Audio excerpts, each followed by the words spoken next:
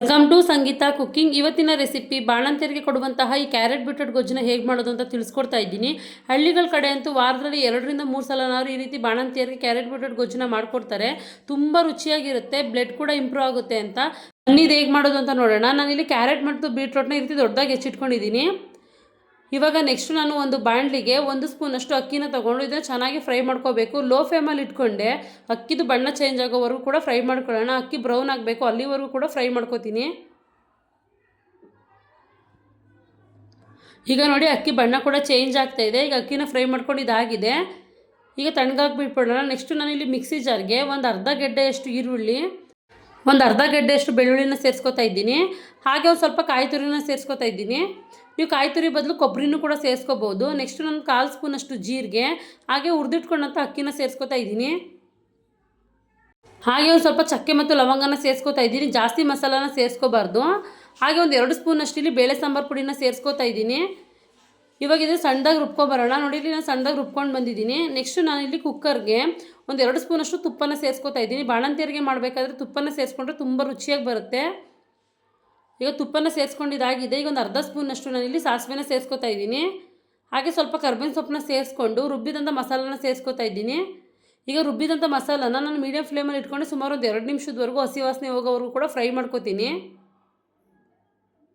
ಚೆನ್ನಾಗಿ ಫ್ರೈ ಮಾಡ್ಕೋಬೇಕು. ನಾವು ಕಾಯಿನ ಸೇರಿಸಿದ್ದೀವಿ, ಕಾಯಿ ಬದಲು ಕೊಬ್ಬರಿನ ಸೇರಿಸ್ಕೊಂಡು ಕೂಡ ಮಾಡ್ಕೋಬೋದು. ಈಗ ಚೆನ್ನಾಗಿ ಮಸಾಲೆ ಎಲ್ಲ ನೋಡಿ ಕುದೀತಾ ಇದೆ, ಎಣ್ಣೆ ಕೂಡ ಬಿಡ್ತಾ ಇದೆ. ಮಸಾಲದಲ್ಲೂ ಹಸಿ ವಾಸನೆ ಎಲ್ಲ ಕಡಿಮೆ ಆಗಿದೆ. ಈಗೆಲ್ಲನೂ ಕೂಡ ಚೆನ್ನಾಗಿ ಫ್ರೈ ಮಾಡ್ಕೊಂಡಿದ್ದಾಗಿದೆ. ಇವಾಗ ಇದಕ್ಕೆ ನಾವು ಮೊದಲೇ ಹೆಚ್ಚಿಟ್ಕೊಂಡಂತಹ ಕ್ಯಾರೆಟ್ ಬೀಟ್ರೂಟ್ನ ಸೇರಿಸ್ಕೊತಾ ಇದ್ದೀನಿ.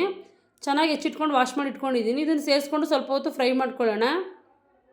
ಮಸಾಲ ಜೊತೆಗೆ ಕ್ಯಾರೆಟ್ ಬೀಟ್ರೂಟ್ ಎಲ್ಲ ಚೆನ್ನಾಗಿ ಮಿಕ್ಸ್ ಆಗಬೇಕು. ಹಾಗೆ ಮೀಡಿಯಮ್ ಫ್ಲೇಮಲ್ಲಿ ಒಂದು 2 ನಿಮಿಷದವರೆಗೂ ಹಾಗೆ ಫ್ರೈ ಮಾಡ್ಕೋತೀನಿ. ಕ್ಯಾರೆಟ್ಗಿಂತ ಬೀಟ್ರೂಟ್ ಕ್ವಾಂಟಿಟಿ ಜಾಸ್ತಿ ಇರಬೇಕು. ಕ್ಯಾರೆಟ್ನ ಜಾಸ್ತಿ ಸೇರಿಸ್ಕೊಳ್ಳೋಕೆ ಹೋಗ್ಬಾರ್ದು, ತುಂಬ ಸ್ವೀಟ್ನೆಸ್ ಅನಿಸುತ್ತೆ. ಈಗ ನೋಡಿ ಮಸಾಲನೆಲ್ಲ ಚೆನ್ನಾಗಿ ಫ್ರೈ ಮಾಡ್ಕೊಂಡಿದ್ದೀನಿ. ಇವಾಗ ಇದಕ್ಕೆ ಸ್ವಲ್ಪ ನೀರನ್ನ ಸೇರಿಸ್ಕೊತಾ ಇದ್ದೀನಿ. ನಾನು 1.5 ಗ್ಲಾಸ್ನಷ್ಟು ನೀರನ್ನ ಸೇರಿಸ್ಕೊಂಡಿದ್ದೀನಿ. ಜಾಸ್ತಿ ಸೇರಿಸ್ಕೊಳ್ಳೋಕೆ ಹೋಗಬಾರ್ದು. ಬಾಣಂತಿಯರಿಗೆ ಕೊಡುವಂಥ ಸಾಂಬಾರು ಸ್ವಲ್ಪ ಗಟ್ಟಿಯಾಗೇ ಇರಬೇಕು, ತುಂಬ ತೆಳ್ಳಗಿರಬಾರ್ದು.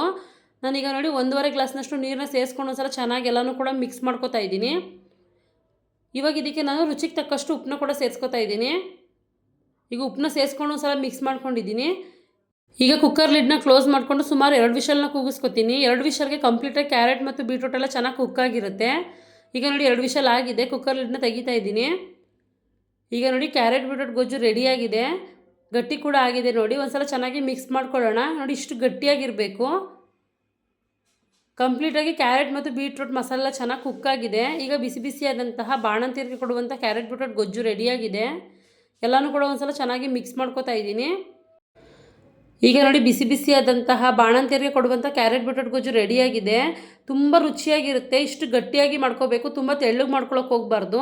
ಇದನ್ನು ಬಿಸಿ ಬಿಸಿ ಅನ್ನದ ಜೊತೆಗೆ ತುಪ್ಪ ಸೇರಿಸ್ಕೊಂಡು ತಿನ್ಬೋದು, ಇಲ್ಲ ದೋಸೆ, ಚಪಾತಿ, ರೊಟ್ಟಿ ಎಲ್ಲದ್ರ ಜೊತೆಗೂ ಕೂಡ ತುಂಬ ರುಚಿಯಾಗಿರುತ್ತೆ. ಒಂದ್ಸಲ ಟ್ರೈ ಮಾಡಿ, ಪಕ್ಕ ಹೇಳ್ತೀರಾ ತುಂಬ ರುಚಿಯಾಗಿ ಬಂದಿತ್ತು ಅಂತ.